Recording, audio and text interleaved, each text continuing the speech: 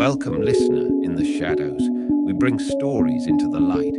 Join me as we explore the encounters no one speaks of and the things that watch from the dark. You were never supposed to see this, but since you have, you might as well wear it. From the vaults of the shadows, a new collection of unsettling apparel and artifacts pulled straight from the stories that were never meant to surface. Soft, worn-in shirts and hoodies that feel like something you dug out of a locked trunk in an abandoned ranger station. This isn't just merch, it's evidence. It walked back without a shadow. Chapter 1. The Ridge Trail. There was nothing left in the city but noise. That's what Jessie told herself as she tightened the last strap on her weathered pack and clicked Nix's leash into place. The dog tilted his head and huffed, ready to go, as always. His coat caught the morning light, dull grey with flecks of white along the shoulders. His ears twitched with every distant rustle. The air in the mountains had a clarity she'd forgotten existed. A thin, biting cleanness that scraped the lungs and left behind something purer. She hadn't spoken to another person in nearly 3 days, not since the ranger at the trailhead scanned her permit and gave a polite nod. "Be safe," he'd said, eyes already drifting past her. "Keep the dog close." Jessie was already planning not to. Nix was well trained. He never ranged too far, never barked at nothing. He had this quiet intelligence about him, like he was always studying, making sense of the world through some equation only he understood. And after everything, after the hospital nights and the cold phone calls and the silence that followed, Jessie found it easier to be near him than anyone else. She checked her map. Ridge Trail forked into the burnt bluff path about 3 miles up. That's where she wanted to camp, at the edge of the plateau. The view was supposed to be brutal in its beauty. Endless red stone and pine shadows and skies that stretched like they were holding their breath. Nix trotted ahead, tail low, nose to the ground. They walked in silence for hours. The only sound was boots on loose shale and the occasional breeze through bone-dry juniper.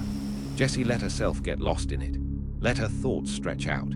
No phone, no emails, no frozen meals and empty calendar notifications. Just cliffs, sky, and the steady movement forward. That night, she built a small fire with the last of the dry wood. Nix lay curled at the edge of the warmth, eyes half shut. The canyon dropped off just 20 feet from the tent, and beyond it, the dark pressed in thick and featureless. Somewhere in the pitch, an owl cried out. Nix flinched but didn't move. Jessie leaned back and let her eyes trace the firelight dancing in the canopy above. Her breath plumed like smoke. "Tomorrow," she whispered, "we'll go deeper." Chapter 2. The night it returned, Jessie couldn't sleep. The tent was hot despite the cold, the kind of hot that came from sheer panic. A cloying sweat that soaked her shirt as she lay with her eyes wide open, flashlight clutched like a weapon. The forest didn't feel right anymore. It was too quiet. Even the usual hum of insects had drawn back into the soil like something was passing through, something they refused to acknowledge. She kept listening, desperate for the jingle of Nix's tags, for his happy panting through the trees. But when she finally did hear something, snapping twigs, deliberate and slow, it didn't sound like him. It sounded heavier. Jessie sat bolt upright. The flashlight beam trembled in her hand. "Nix," she called, a whisper cracked. "Is that you?" Silence. Then a low whimper. It was unmistakably Nix, except the tone was off, too low, slurred almost, like something mimicking the sound of a whimper rather than making it. She crawled out of the tent, her breath caught. Standing at the edge of her firelight was Nix. At least it looked like him. His shape was right, same thick coat, same expressive eyes. But he was standing wrong, legs too straight, tail low, ears fixed instead of alert. She called his name again. He came forward, but not the way he used to. There was a rigidness to it, as if each limb had to remember how to move in sequence. And his breathing, it wasn't the rhythmic puff-pant of a healthy dog. It was staccato, jerky, like someone pretending to breathe. Jessie fell to her knees, crying, overwhelmed by relief and confusion. She reached out, and Nix let her wrap him in her arms. But he didn't lean into her. He just stood there, still. And she realized he wasn't blinking. Not once. Chapter 3. The dog that doesn't sleep. Back home, things should have felt normal. Jessie tried to convince herself it was all stress, that maybe Nix had gone through something traumatic in the woods. Maybe he was in shock. That could explain the stiffness, the silence. He hadn't barked since he came back, not once. She made excuses, but they kept breaking. The first night, she set a bowl of his favorite food down. He didn't eat it, just stood over it, as if waiting for it to rot. By morning, the food was gone, but the bowl was cracked down the middle like it had been stepped on or crushed. At night, she'd wake up and see his silhouette in the hallway, just outside her door. Never sleeping, never lying down, just standing, watching. Then came the scratching, not at doors, at the ceiling, directly above her bed. The first time it happened, she told herself it must be raccoons in the attic. But when she climbed the ladder the next day, the attic hatch was undisturbed. No droppings, no signs of nesting, just a circle of dog hair in the center of the boards, perfectly arranged, too perfectly, and she could smell him up there. But Nix was lying downstairs the whole time, just behind her, watching. There was something in his eyes now. Not warmth, not loyalty, but hunger, not for food, but for her. The worst moment came when she dropped her phone and went to retrieve it from under the couch. As she leaned down, her eyes met Nix's. He was already there, lying flat, perfectly still, watching her from under the couch.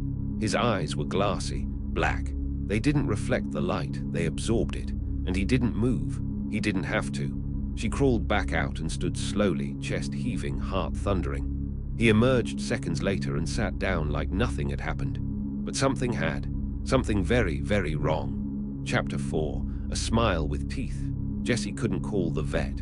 Not yet. How do you explain this over the phone? Hi, I think my dog came back wrong from the woods, and now he doesn't blink, eat, or sleep, but watches me from under the furniture and sometimes scratches the ceiling. Instead, she took Nix to the park. She told herself this was how things would reset. Familiar place, familiar smells, other dogs. Maybe he just needed time. Maybe the woods had done something to his brain. She could fix it. She had to fix it. But when she let him off leash, Nix didn't run. He stood still in the center of the grass, body too stiff, head too high. He didn't sniff, didn't wag. And when another dog approached, a golden retriever with a bandana and an eager smile, Nix didn't acknowledge it. He just turned his head, slowly. The golden stopped mid-step, then it lowered its tail and backed away. Its owner, a kind-faced woman in yoga pants, laughed awkwardly. "Guess your guy's the alpha, huh?" Jessie smiled too quickly. "Guess so." But when the woman passed by, she said something under her breath Jessie almost didn't catch. "The dog has human eyes." That night, Jessie dreamed of bones, small ones, arranged in spirals. She walked through an endless pine forest, moonlight glancing off something slick, wet, threaded through the trees like veins. In her dream, Nix was ahead of her, only it wasn't Nix. It was too tall, legs too long, mouth too wide, and it was smiling. She woke up at 3:12 a.m. The dream evaporated like fog, but the feeling remained deep in her marrow. The room was silent. Then, tap, tap, tap. She turned her head slowly. Nix was standing outside her bedroom door, except he was smiling. Dogs don't smile, not like that, not with teeth. She stayed frozen, half beneath the blanket, watching. His tongue lolled out, limp, the smile held, unmoving. Not a pant, there was no breath. Then he walked backwards out of the frame of the door, step by step, head still tilted, eyes never leaving hers. Chapter 5. The trail cam. Jessie needed proof, because she didn't believe herself anymore. She bought a trail camera, something cheap from the sporting goods store. Set it up in her living room, facing the couch. Another one in the hallway. A third outside the bedroom door. She told herself she just wanted to see what he did while she slept. Maybe he was sleepwalking. Maybe there was a logical explanation. The next morning, she pulled the SD card. The footage was black for most of the night. Then movement. Timestamp, 3:13 a.m. Nix walks into the living room, looks directly into the camera, doesn't blink. Then he sits, and for 4 straight hours he does not move. He just stares, at the lens, at her. The second camera is worse. In the hallway footage, Nix is walking on his hind legs. Not well, unsteady, but upright. There's no sound. Only the gentle creak of the floorboards beneath him as he paces, forward and back, like a man rehearsing a conversation. Jessie dropped the SD card. It clattered onto the kitchen tile. She didn't pick it up. She didn't want it in her hands anymore. Outside, the sky was growing darker, not night, just wrong, dimmed, as if something in the world had blinked and decided not to open its eyes again. Nix walked in from the hallway, sat in front of her, tilted his head, and opened his mouth. But no bark came out, only a whisper. "Thank you for bringing me back." Chapter 6, The Hollow Place. Jessie stopped going to work. She didn't call in, didn't answer texts, didn't care. She just sat at the kitchen table with her back to the hallway and stared at the dog bowl, full, untouched. Each morning she refilled it. Each night she dumped it out. It was starting to feel like a ritual. Nix, if that was still his name, no longer slept. He would sit for hours, perfectly still, like a statue that breathed. And sometimes, Jessie noticed, he was watching her from a place she hadn't seen him walk to. She tried calling his name once, just once. He turned his head in a motion so smooth, so unnatural it looked reversed, and he grinned. She didn't speak after that. It had been 6 days since they'd left the woods. The bruises on her shins from the fall down the ridge had begun to yellow and fade, but inside, something still throbbed. A pressure, as if the forest had gotten into her blood. She went looking for the collar again, the one he'd lost out there, the real one. It wasn't in the apartment. She checked drawers, the garbage, even under the sink. Nothing. But then she opened the freezer. It was sitting on top of the frozen peas, perfectly clean, still wet. She didn't remember putting it there. But when she touched it, a jolt ran through her hand like she'd grabbed a wire. Her nose bled instantly, just a trickle, enough to matter. Down the hall, she heard him pouring at the bathroom door again. That had become his favorite room lately. She hadn't used it in days. She'd been sleeping on the couch, avoiding her reflection, avoiding him. But tonight, she followed. She turned the knob slowly. Inside, it smelled like rot. The mirror was covered in handprints, not paw prints, handprints, smudged, greasy, long-fingered, pressed into the glass from the inside. In the bathtub sat Nix, but he didn't look like a dog. He looked like a silhouette trying to remember how to be one. His shape flickered. His eyes were like pits carved into a wax mask. And when Jessie stepped forward, the shape opened its mouth again, and something else spoke from inside it. "You remember where you left me," it rasped. Jessie stumbled back. Her foot hit the rug and caught on something. She looked down. It was a bone, a femur, small, smooth, old, too small to be a dog's. She screamed and kicked it across the tile. It clattered beneath the sink and vanished into shadow. Chapter 7, The Return Path.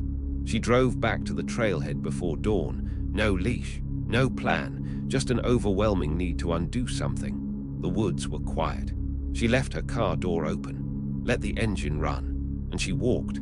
No flashlight, no phone, just memory and instinct. Like something inside her remembered the way even though her mind didn't. She followed the broken branch line from their last hike, past the ridge, down the slope where Nix had vanished. She found the hollow tree again. It had changed. Now it was a door, not a metaphorical one, a door, weather-worn, set into the roots of the tree like it had always been there. The kind of thing you'd see in a fairy tale and dismiss as artistic decay, but the handle was warm. She didn't hesitate. She opened it. Inside was darkness, complete and total, but from within she could hear breathing, labored, animal, and then a bark, soft, familiar, Nix, the real Nix. She whispered his name once, and the breathing paused. Then, from the dark, a second voice rose. It sounded like hers. "You already brought something back. You don't get to trade." She ran. Chapter 6, We Don't Get to Choose What Follows Us. Jessie didn't sleep after the forest. She sat curled on the couch with every light on, wrapped in an old quilt that smelled like cedar and her father's cologne. Nix, the not Nix, lay by the sliding glass door with his back to her, staring out into the dark. His posture was too still, too composed, like he was waiting for something to return his gaze. She hadn't spoken since she came back. Not to him, not out loud. It was morning now.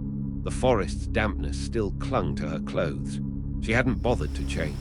The collar, Nix's real collar, sat on the coffee table like a crime scene souvenir.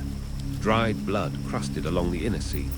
The tags jingled softly when the AC kicked on. She didn't remember putting it in the freezer. but she remembered finding it there. That impossibility gnawed at the edges of her mind like a mouse behind the drywall. And then the whisper came again. Not a voice, exactly. Not audible in the usual sense. Just a suggestion, something felt not heard. He didn't find his way back.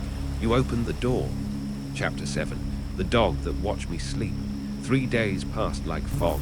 Jessie called out of work, turned off her phone, unplugged her router, ate little, slept less. And the thing that wore her dog's shape kept a quiet vigil by the windows, always facing outward, like a man posted at the edge of a battlefield. When she did sleep, she dreamed of water, deep black lakes beneath gnarled roots, of mirrors that whispered when her back was turned, of paws pressing against the inside of her eyelids. In one dream, she stood in her father's garage. The workbench was cluttered with dog leashes and teeth. Her father sat across from her, smiling with lips too wide and eyes too bright, and said, "You followed the wrong one back, but that's all right.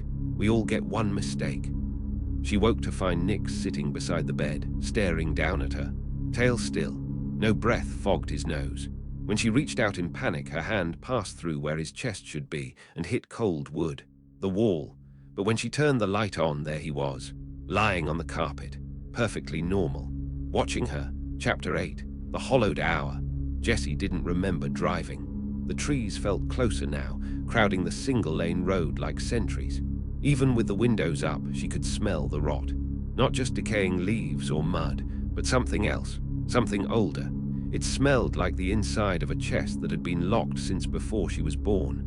Wet velvet, old copper, damp hair. She parked half a mile from the old trailhead and walked. The collar in her pocket tapped against her leg with every step. She kept touching it, half to make sure it was still there, half to convince herself it was real. It felt heavier than it should have, like something was pulling it back toward the trees. As she stepped into the clearing where it had all started, Jessie froze. It was different. The trees were taller but less natural. Each trunk grew in impossible, mathematically precise spirals, like ribs arching over a chest cavity. They didn't sway. There was no wind. There were no birds. And where the root door had once been, at the base of a gnarled pine, there was now a hole. A perfect circular hollow about the size of a manhole. But not mechanical, not dug, formed. Jessie knelt, clutching the box she'd brought. Inside it was the stone with her name carved on one side and a phrase scratched into the other. "The one who names it keeps it." She didn't remember carving that. Warm breath rolled from the hole below her. The smell hit her in waves, like pine sap over rotting meat, with something floral and faintly sweet buried beneath it. She whispered into the void, "Where is he?" There was no echo, just a subtle pressure behind her eyes, like altitude sickness. The hollow responded in 3 voices, one hers, one her father's, and one that sounded like a phonograph playing in reverse. "Wherever you are, he watches." She dropped the box. It vanished before it hit the bottom. Chapter 9. The thing that follows. When she got home, the apartment door was already ajar. She stood outside it for a full minute, her keys clenched between her fingers like claws. No sound came from within. No light was on. The silence wasn't just oppressive, it was off, like the whole floor had been vacuum sealed. Her ears rang. "Nix," she whispered, but her voice didn't carry, it just fell, like it had no air to ride on. She stepped inside. It wasn't that he was gone, it was that he'd never been there. Every sign of him erased. No food bowl, no hair on the couch. No claw marks on the bathroom door where he used to paw when she showered. Even the old leash she kept by the door was missing. But the windowsill had muddy prints, horse-sized, leading toward her bedroom. She followed them, heart pounding so hard it shook her teeth. On her bed, placed dead center on the folded comforter, was the collar, the same one she'd thrown into the forest. Except now, the tag read, "Jessie." That night she locked everything, doors, windows, even the bathroom medicine cabinet. Still, she woke just after 3 a.m., throat dry, stomach icy. A bark echoed from outside her window. She lived on the 3rd floor. She rose slowly, crossed the room. The blinds were already open. There was no one there. But her reflection in the window looked wrong. The eyes were hers, but the mouth wasn't smiling. Final chapter. The trail never ends. Jessie moved 6 months later, out west, changed her name, left no forwarding address. When the movers packed up her apartment, she burned the couch and mattress. The box from the forest was never found again. She stopped talking about Nix, stopped saying his name out loud. People asked about him and she would just say, "He's not with me anymore." She got a cat, black, skittish, no interest in walks or mirrors. She slept better, mostly, but there were still nights where she would wake up gasping, the scent of pine thick in her nose, her sheets damp, her ears filled with a low, persistent growl that faded when the light came on. Her phone camera would glitch. Her shadow would show two figures, one standing just behind her. One morning she woke to find paw prints across the kitchen tile. Wet, fresh. She checked her phone. A new photo had been added. It was her, standing in the clearing again, hand resting on the head of something tall and thin and vaguely canine. The image was blurred, overexposed, distorted like it had been taken through water, and carved into the earth at their feet. What you love will always find its way back, even if it isn't what you loved anymore. You made it back for now, but the things in the dark never truly leave, do they? They watch, they wait, and perhaps they remember you now too. If you want to hear more, if you dare to listen again, step back into the shadows. Like the video, subscribe, but know this: some doors once opened do not close so easily.